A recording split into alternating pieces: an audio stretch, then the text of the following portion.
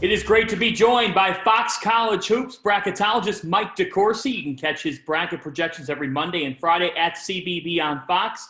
And in his latest projection, he has 5 Big East teams in the field of 68. But, Mike, you have 2 in the last 4 in, hanging by that thread. Seton Hall and Xavier, along with Michigan State and Duke. Let's break these teams down, starting with the Musketeers. A bit of a curious case in the Big East with the fact that they're 5-5 in conference play. Not that conference record matters, but there's just not a large sample size. They have Creighton Saturday on Fox. How big is this for Xavier? I think this is with the knowledge that there is a second chance for everyone. This is do or die.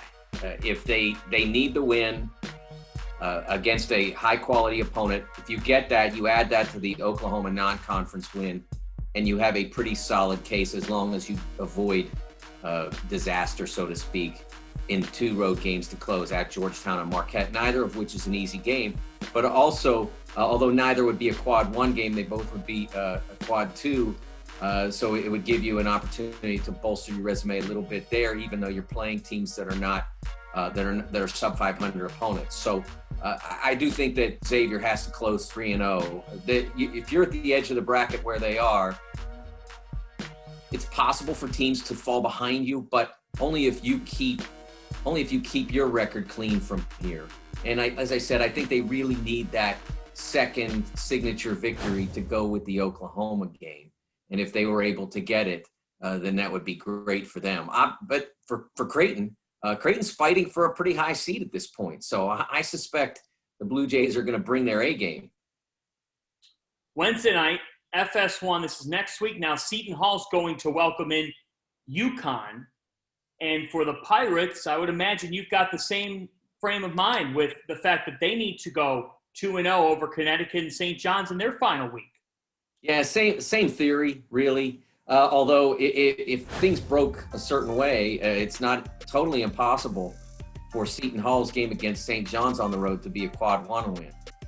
It depends. They're right on the border at the moment, St. John's, of that 75 net ranking. So either way, it's two chances to significantly improve your resume. And for Seton Hall to be able to beat Connecticut, that would be a quality win, one that would stand up pretty well. Again, not necessarily a quad 1, but it would be a great win. And you know, UConn's fighting too, and that's part of the problem for those teams is that no one in the Big East really has a secure position where they are.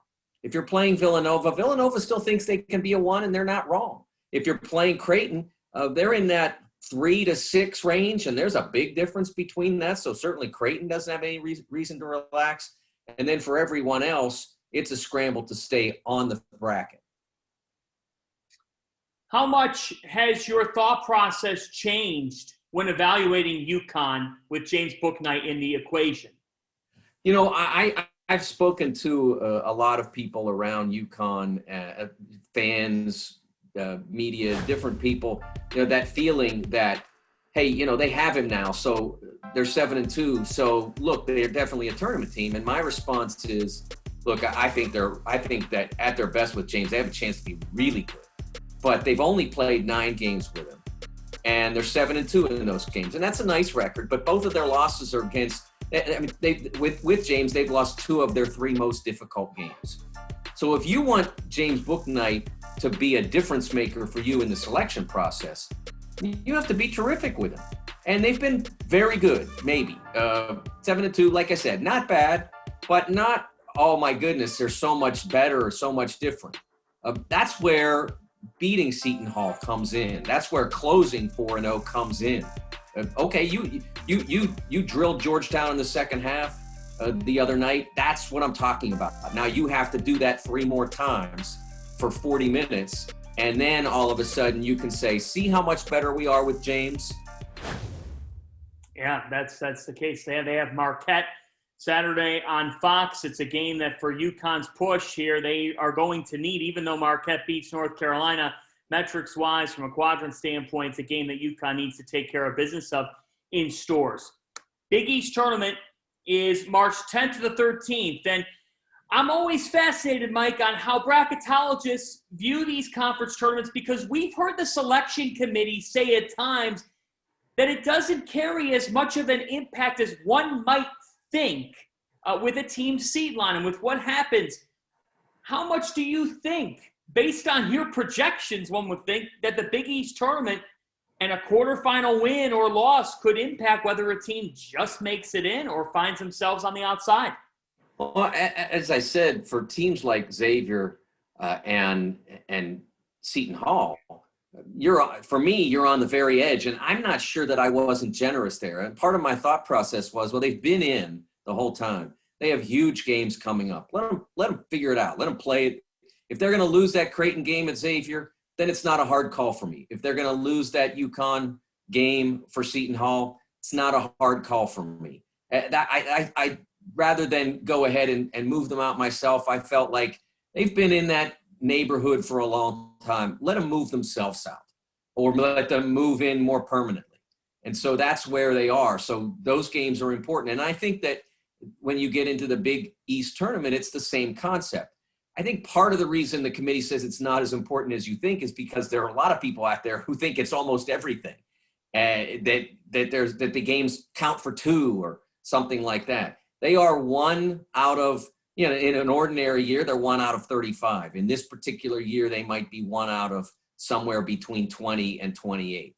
So I think this year, you may consider them to have a heightened importance because UConn's case, I mean, if they made the final, it could be a 15, 20% chunk of their schedule, 10%, something like that. It could be a big piece. So I think it does matter for that reason. If you're a Villanova follower, what do you think you're watching for here? What would be your guide to Villanova followers in terms of their pursuit for a 1 seed and what needs to happen, what they should be looking out for? Well, I think the first thing that you need, I think that at this point, you're giving up the ghost on the first 3 lines. The number 1 overall, number 2 overall, number 3 overall, they're set. That they still might be reordered each other. If the Zags lost, maybe Baylor passes them. Maybe Baylor passes them on breadth of merit because they have a more difficult league. Who knows? But those 2, 1, 2, and 3 are not changing. It's just that's secure. So it's that 4th spot. So the first thing you need is Ohio State to lose, and that happened against Michigan State. That was a plus for the Wildcats. Buckeyes still have Iowa. That's a good one for them to lose. The Illinois game is an interesting one because I think that one is sort of a net. It cancels itself out relative to Villanova because Illinois takes a step forward, Ohio State takes a step back. Ohio State takes a step forward, Illinois takes a step back. So that Iowa game relative to the Wildcats would be the one that they would really need the upset in. And then, at this point, I think Villanova's problem to getting a 1 seed is the limited number of games that they have played against the highest level opposition. And they get one of those chances on next Wednesday when they play Creighton at home. And that's a quad 1, and it's a team that's like I said, somewhere between a 3 and a 6, depending on how they finish. So it's another chance to bolster that high-end performance for the Wildcats. And so that to get a 1, they have to win them all, but that's the one that really would be the impact game for them.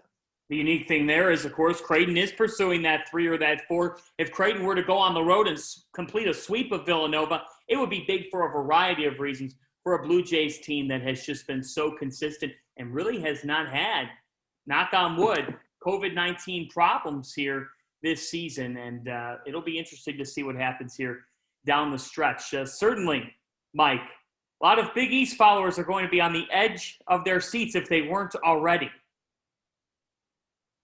It's going to be a very fun tournament. Obviously, not what John. You've been there. I've been there. Yeah. I mean, it's magical when it's typical. It's magical. That's I will never forget my times at the Big East tournament in the early '90s, and one of these days I'll get back to that for sure. And I can't wait for all of us to get back. But I also am not going to be one of those people who says, oh, what it was like. And, because I'm telling you, when I was watching Michigan State, Ohio State on Thursday night, or when I was watching UConn trying to make sure that they don't let it get away against Georgetown.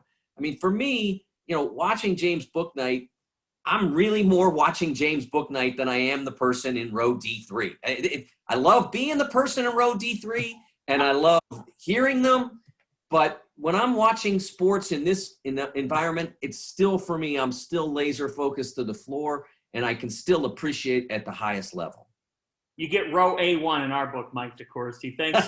Thanks, John.